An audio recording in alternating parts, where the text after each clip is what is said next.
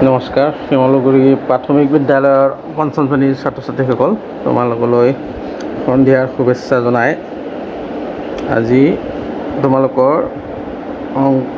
অসমীয়া কিতাপখনৰ 42 নম্বৰ পাঠটো চোৱা। তাত আছে কেইটামান বস্তু। প্ৰথম আছে বাক্য ৰচনা কৰা। চাবা দেই, সহজ সৰলভাৱে। আমাৰ পাঠটো আছিলে যোৱাবাৰ আলোচনা কৰিছিলোঁ ডক্টৰ বাণীকান্ত কাকতি, সেই পাঠটোৰে প্ৰশ্ন উত্তৰবোৰ সহজ সৰলভাৱে আছে না প্ৰথম বাক্যটো। তাত তোমালোকে এটা চাবা, এই বাক্যটো সহজ সৰলভাৱে আমি বাক্য ৰচনা কৰিব লাগিব। বাক্য ৰচনা আগতে এবাৰ কৰিছোঁ, এতিয়া আমি এনেভাৱে লিখিব পাৰোঁ। ডক্টৰ বাণীকান্ত কাকতিয়ে সকলোকে যিকোনো কথাবোৰ সহজ সৰলভাৱে বুজাই দিছিল। কি হ'ল? ডক্টৰ বাণীকান্ত কাকতিয়ে সকলোকে যিকোনো বিষয় সহজ সৰলভাৱে বুজাই দিছিল।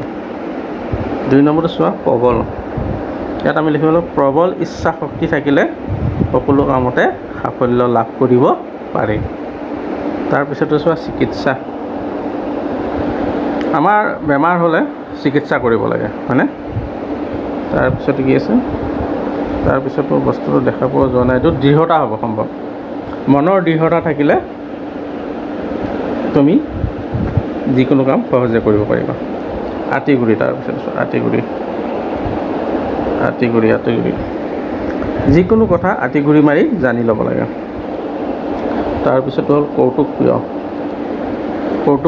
বাণীকান্ত কাকতি সৰুৰে পৰাই কৌতুকপ্ৰিয় ছাত্ৰ আছিল। তাৰপিছত জোকৰ মুখত চূণ। ডক্টৰ বাণীকান্ত কাকতি যিসকলে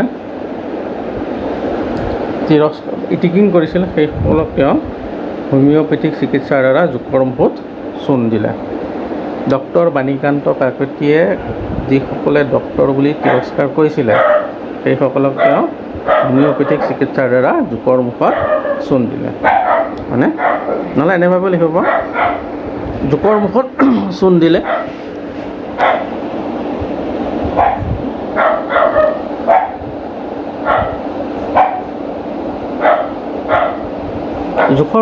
জোকৰ মুখত চূণ দিবলৈ হ'লে অধ্যয়ন খুবেই প্ৰয়োজনীয়। ঠিক তেনেকৈ হ'ব। তাৰপিছত চোৱা, এটা শব্দত প্ৰকাশ কৰা। দেখিছানে? 1 নম্বৰটো ক, যি শিক্ষাদান কৰে। সেইটো আমি কি লিখিম? এইখিনি লিখিব লাগিব শিক্ষক, হয়নে? খটো চোৱা, যি ৰোগীক চিকিৎসা কৰে। এইখিনি লিখিম চিকিৎসক। 3 নম্বৰ চোৱা, যি ভাষা চৰ্চা কৰে সেইজন হ'ব ভাষাবিদ। একে সময়তে হোৱা, এইটো হ'ব সমসাময়িক। একান্ত মনে চিন্তা কৰা, এইটো হ'ব একাগ্ৰ চিত্তে। যি শিক্ষা গ্ৰহণ কৰে তেওঁ হ'ল শিক্ষাৰ্থী, হয়নে?